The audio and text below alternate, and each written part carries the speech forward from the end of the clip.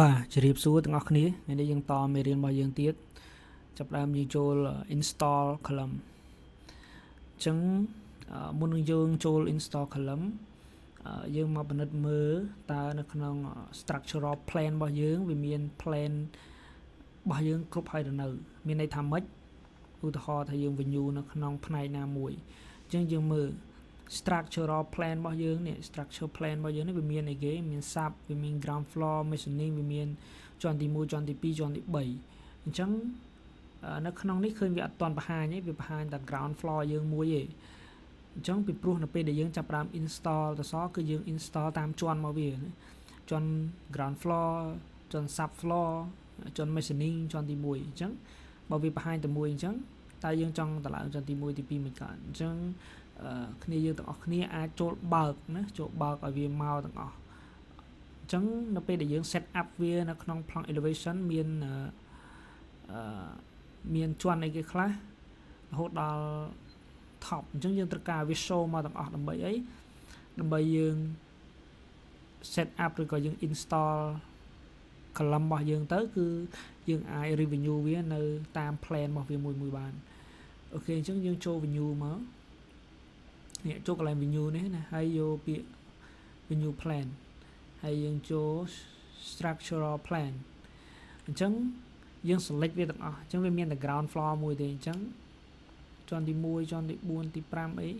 mezzanine roof sub terrace top មកទាំងអស់អូខេអញ្ចឹងមកទាំងអស់ហើយណាយើងមើលឲ្យមានគ្រប់ទាំងអស់មាននេះ sub floor ក៏មានដែរអញ្ចឹងឲ្យមានគ្រប់ហើយតើតើនឹង dimension គឺយើងអាចចាប់ឲ្យហើយណាគ្រប់ប្លង់ទាំងអស់ចាប់ឲ្យហើយឬក៏យើងចាំ copy ពី ground floor នេះទៅក៏បានដែរអញ្ចឹងយើងមានវិធីសាស្ត្រ copy អញ្ចឹងកុំឲ្យយូរតើតើនឹងរឿង copy អត់មានអីពិបាកទេអញ្ចឹងអាហ្នឹងចាំយើង copy តាមក្រោយទៅសំខាន់គឺយើង install column សិនព្រោះរឿង dimension យើងអាចចាប់ខ្លួនឯងបានអញ្ចឹងណាយើងចេះចាប់ខ្លួនឯងហើយអញ្ចឹងយើងចាប់ដើម set up column អញ្ចឹងតើគ្នាយើងទាំងអស់គ្នាយើងចង់ install ទៅលើ level ណាមុនអញ្ចឹងជាទូទៅយើងដេញពី sub level មកតែម្ដងទៅវាស្រួលជាងអញ្ចឹងណាអញ្ចឹងយើងចុច sub level មក sub level ហើយ sub level របស់យើងពិនិត្យមើលសិននៅក្នុង slam column ណាអក្សរតឿរបស់យើងនេះអក្សរតឿ slam column layout នេះអញ្ចឹង slam column layout យើងពិនិត្យមើលអក្សរC1 4ទឹក6ទឹកអញ្ចឹងហើយមើល grid line ឲ្យច្បាស់អញ្ចឹងព្យាយាមអានឲ្យច្បាស់ទៅលើប្លង់មើល grid line ឲ្យច្បាស់ហើយអក្សររបស់យើងអក្សរឈ្មោះអីប្រហែលទឹកគុណនឹងប្រហែលទឹកអញ្ចឹង C1 4ទឹកគុណនឹង6ទឹកអញ្ចឹងគឺគ្រប់អក្សរទាំងអស់អត់តែ2នេះទេនេះអត់តែ2នៅ grid line មើល grid line A0 grid line A0 នេះគឺយើងមាន C0 ប៉ុន្តែគ្នាយើងអាចតាំងថ្មីតាំង C2 ទៅកុំឲ្យយើងដាក់តាំង C0 អញ្ចឹងដាក់អានេះ C1 អានេះ C2 អញ្ចឹងមក C ហ្នឹងមានន័យថា column ណានេះ C ហ្នឹងគឺយើងតាំងឲ្យ column B យើងតាំងដោយ beam អញ្ចឹងយើងឲ្យយល់អញ្ចឹង3ទឹកណា C0 នេះ3ទឹកដើរនៅក្នុង A0 ហើយក្រៅពីហ្នឹងគឺ4ទឹកក៏នឹង6ទឹកគ្រប់កន្លែងទាំងអស់ហើយចំណុចមួយទៀតយើងមើលទិសដៅតសបែរទៅខាងណាណាតសវាឃើញតតឹងវាបែរទៅតាមអ1អ2អ3ទៅតាមលេខ1លេខ2លេខ3អញ្ចឹងមានន័យថាតតឹងវាបែរទៅអញ្ចឹងអត់មានបែរមកខាងណាទេអញ្ចឹងត្រូវមើលឲ្យច្បាស់ចាំយើង install អូខេអញ្ចឹងយើងចូលទៅ install តែម្ដងកន្លែងនេះគម្លាតគេ1ម៉ែត្រណាផុតពីហ្នឹងយើងដើរតាមប្រសពគ្នា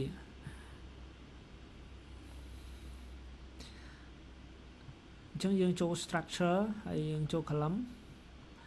ហើយយើង edit tab ណាអក្សរដែលវាមានស្រាប់នៅក្នុងកម្មវិធីយើងអត់បាច់ខ្វល់ទេមានចេញមានប៉ុន្មានមានទៅសំខាន់យើង edit មកយើងយក duplicate ហើយយើងតាំងមកយើងវាយ duplicate គប់ហើយយើងC1 4ទឹកគុណនឹង6ទឹក duplicate នេះវាដូច copy មានន័យថាយើង copy អាហ្នឹងយកមកកែឡើងវិញណាយើងអត់កែ rename ទេណាបើយើង rename យើងកែលើរបស់គេយើងកែលើអាចាស់របស់គេអញ្ចឹងយើងអត់ rename ទេមានន័យថាយើង duplicate copy ហើយយកមកកែឡើងវិញឲ្យត្រូវតាមស្តង់ដាររបស់យើង C1 4 ទឹក 6 ទឹកអញ្ចឹងដាក់មក4ទឹក 6 ទឹកអញ្ចឹងប្រយ័ត្នភ្លេចកន្លែងនេះបន្ទាប់ពីយើង duplicate ហើយយើងត្រូវការកែឲ្យត្រូវទៅតាមឈ្មោះអក្សររបស់យើងប្រយ័ត្នយើងអត់បានកែទេគឺអក្សរយើងវាអត់ប្រែប្រួលប្រវែងទេអញ្ចឹងណាអញ្ចឹងដល់ពេលដែលយើងចាប់ផ្ដើម add text វាចូលគឺវានឹង load ចេញ text មកខុសពីព្រោះអីយើងអត់បានកែកន្លែងនេះយើង apply ហើយអូខេតែម្ដងទៅយើងបានអក្សរដែលមានឈ្មោះថា4អក្សរ C1 4 ទឹក 6 ទឹកអញ្ចឹងយើងមើលកន្លែង deep នេះយើងអត់បាច់យក deep ទេយើងយក high ណាកន្លែង deep នឹងមានតែវាចុះទៅក្រោមអញ្ចឹងយើង install វានៅក្នុង sub level ហើយយើងឲ្យវាចុះទៅក្រោមទៀតវាមិនក្រោម sub level ទៀតវាទៅប៉ះអីគេប៉ះ footing ប៉ះអីយើងឯងប៉ះ pipe cap ប៉ះអីអញ្ចឹងយើង high វាមកបុកជាមួយនឹងជាន់ ground floor របស់យើងនេះបានត្រូវណា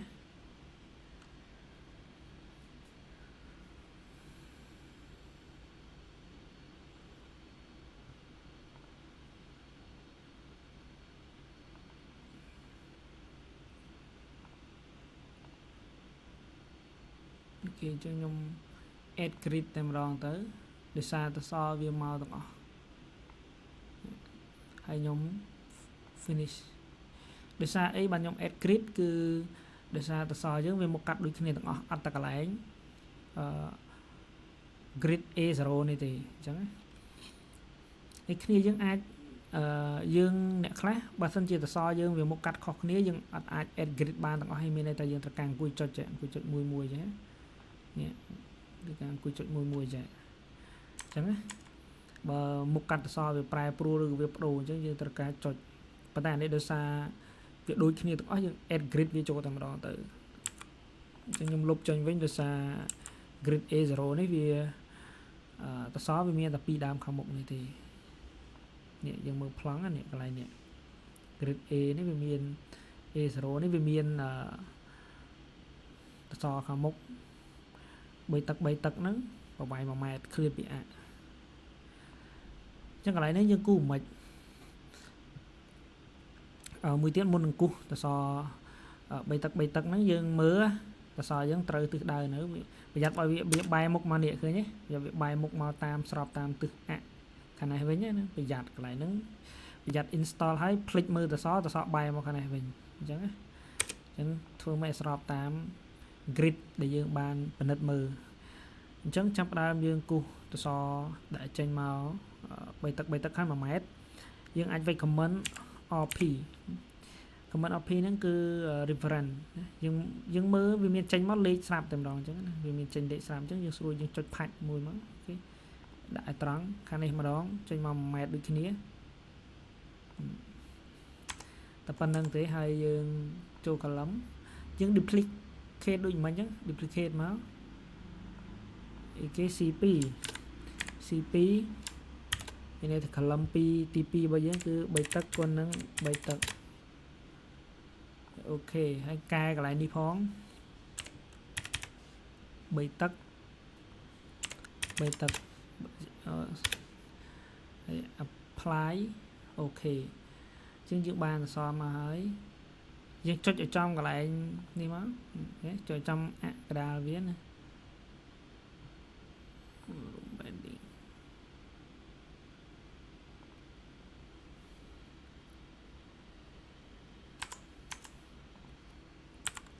ហើយលុបវាចេញវិញមកណាហើយចាប់ dimension មើលត្រូវអត់អូខេត្រូវហើយ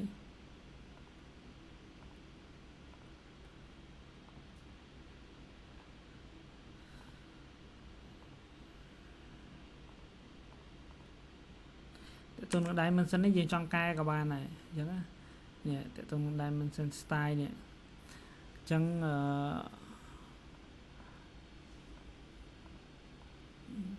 ឈប់ខ្ញុំមើលតិចសិន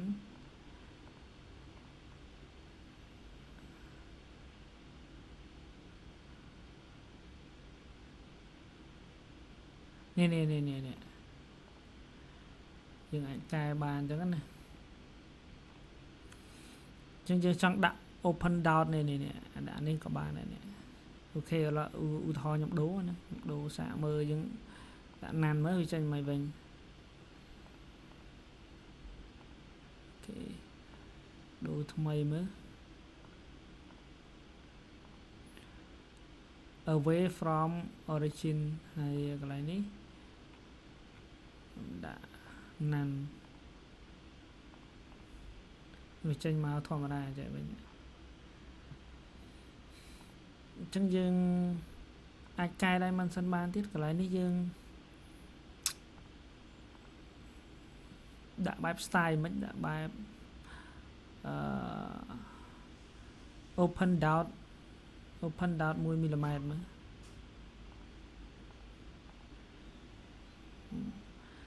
ឬក៏យើងចង់ចាប់អា style ធម្មតារបស់យើងអាហ្នឹងយើងស្រឡាញ់មិនយើងដាក់អញ្ចឹងណាអូខេឧទាហរណ៍យើងរកមើលអាណាដែលរៀងស្អាតមើល